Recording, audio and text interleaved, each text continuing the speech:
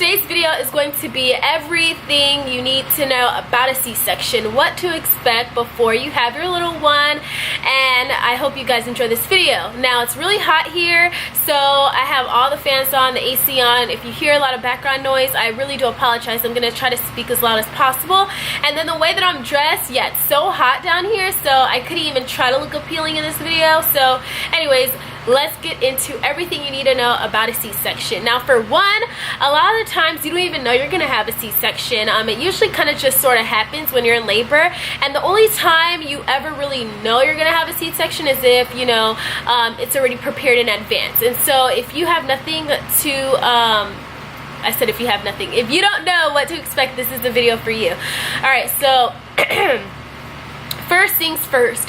You're about to get your C-section. It's all about preparation. As soon as you get into the hospital, you're not going to be able to eat. So before you get to the hospital, make sure you're fully fed. Make sure your hair is as, you know, nice as you want it to be. Your makeup, all that stuff. I know some people do their makeup in the hospital and their hair in a hospital and all that jazz. I would do it before then, because once you get in the hospital, you're going to be hooked up to monitors. You're going to have nurses in and out of the room. They're going to be questioning you and asking you to sign paperwork and explaining certain things to you that's going to happen.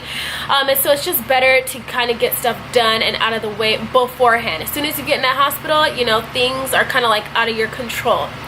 Secondly is as far as the preparation goes. Now, preparation can go in different ways. If your C-section is planned, then you know when to go to the hospital, you know what's going to happen a little bit beforehand. But if it's an emergency C-section, as far as the preparation goes, you have to have your vag shaved. So I would actually get it shaved beforehand. That's what I did. But they're gonna, you know, pull you down, you know, shave it and everything because the incision's about to go there, well, above the vag area anyways, and then they're going to insert a catheter in you, which is the worst part, at least for me. I absolutely hated the catheter portion, but that's so that after your surgery you don't have to worry about using the bathroom and all that. You're just gonna go and you won't feel it after, but during, like when they first put it in, you're gonna feel it, but it's only temporarily.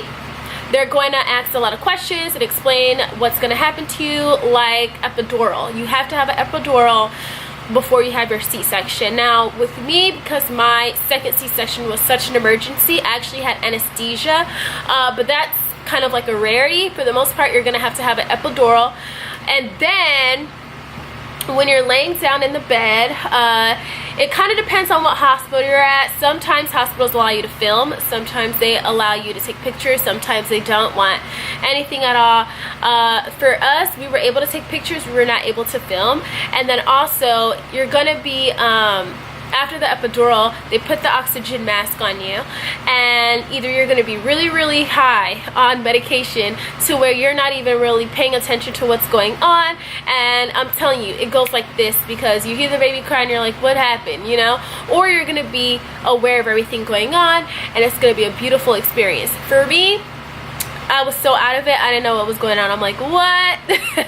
Also, sometimes they let the dads cut the umbilical cord. It just really all depends on the hospital. EJ didn't get a chance to do it for either of the kids, which was unfortunate, but it was still a beautiful experience nonetheless for him anyway. So that is pretty much how the preparation goes and how the C-section process works. You don't feel a thing, of course. Once you get that epidural shot, your whole body pretty much goes numb, especially your legs.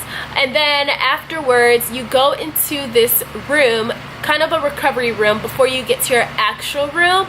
And it's pretty much so that the nurses can monitor your blood pressure, monitor the bleeding, and all that stuff, which is something else to expect. You're gonna bleed, which is a little weird, I know, because you're not passing a baby through the, you know, birth canal and everything, so you wouldn't really expect to bleed, but you do bleed, and you're gonna have to wear pads and, you know, deal with that. However, you will not have vaginal pain because there's nothing that's going to be torn down there, so you don't have to worry about that. You don't have to worry about hemorrhoids.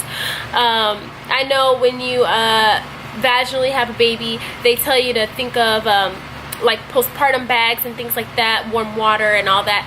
You won't even need that with a C-section. However, a C-section is more intense with healing because everything in your stomach area you're going to feel afterwards. So that first day of having your little bundle, you're not going to get out of bed. They're going to give you heavy medication and all that. The second day is usually when they make you start getting up to walk, use the bathroom, and it's like relearning everything all over again. I want to mention also though that the first day when you have your baby and all that beautifulness, gosh, what was I gonna say? There was gonna be something I thought about with having a C-section. Oh, they press your belly down really hard to pass all that blood out to make sure that no clots form, and it is so intense. So I heard it happens too when you have a vaginal birth, so that's a similarity, but it's so painful. They press your belly, and keep in mind you just got cut open, you just had surgery, and they're like pushing down, and it is excruciating. Oh my goodness. Anyway, so then the second day comes. They're going to remove the catheter. They're going to press your belly and make sure everything's good. They're going to check your feet, and also they're going to put some compression socks on you to make sure if there's any swelling that it goes down, because like I said, you just went through surgery, so they want to make sure no blood clots form, so you have to wear your compression socks. And then they're gonna teach you how to walk all over again. So they're gonna have nurses come in, and you're gonna need help to go to the bathroom. It's not gonna be easy. Usually they're gonna say you can't leave the hospital until you do a number 2, because they want to make sure everything's okay with your bowels and your stomach and all that. But the first 2 days are very rough. That first day of learning how to walk again and all that, it's intense. And the first C-section I had with Troy, I was like, oh my gosh, what did I get myself into? I'm never gonna walk again. That was my thinking. I'm like, I'm never gonna be normal again. I'm never gonna walk again. But eventually you will get back to normal. You just have to think positive, and you know. So that was that whole ordeal. Nurses were in and out, constantly giving you medication, you know, because the pain, like I said, you feel it all. You feel it all. So you're not even gonna notice your stomach.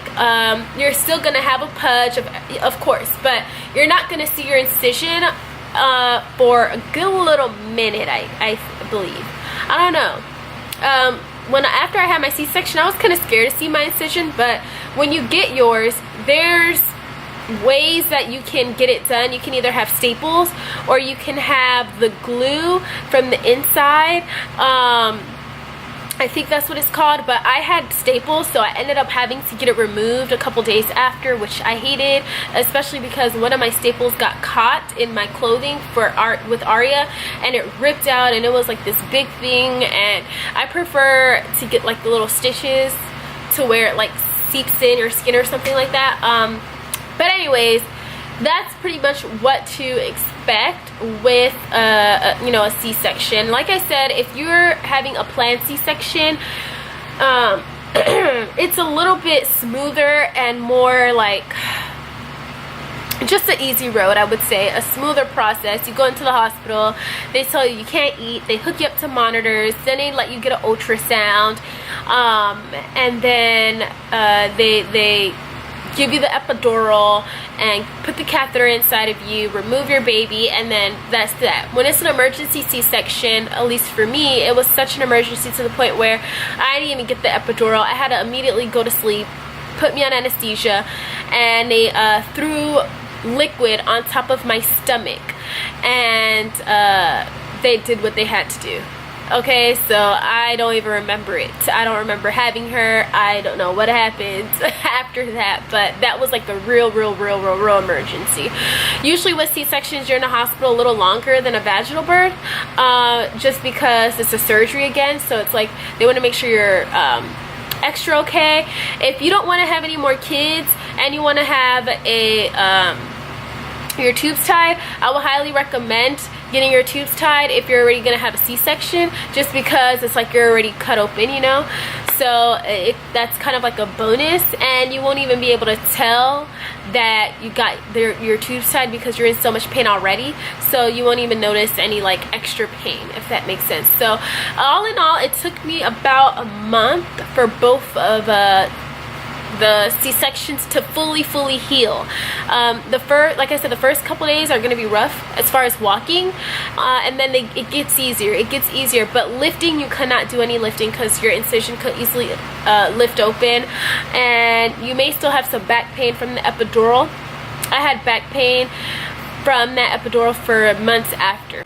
So after you have your C-section, it's gonna hurt to cough, it's gonna hurt to pass gas, it's gonna hurt to sneeze, and when it happens, you usually have to take a pillow and cover it under your incision and cough and get all that mucus out. And the worst part about it is, before you have your C-section, you're not going to have to cough, you're not going to have to sneeze, you're not going to have to do anything. But right after, that's when you have mucus in your throat that needs to come out. That's when you're going to want to have to sneeze, and it's going to hurt. You're going to be scared to do it. I was scared to cough, I was scared to pass gas, but all you have to do is hold your pillow underneath your incision and do what you got to do. You're going to have a lot of trapped gas also, and it's going to be like really intense gas pain.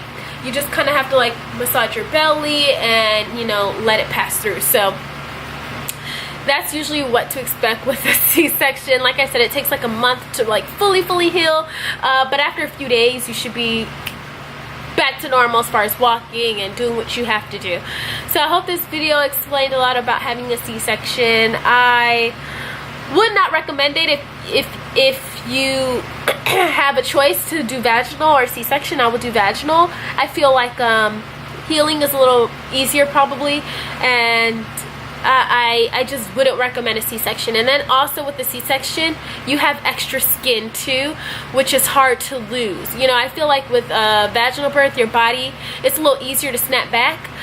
Unless you have like an umbilical hernia, but for the most part I feel like it's easy to snap back. But with a C-section, a lot of the times you'll have like excess skin, and you know, so that can be like a little thing too.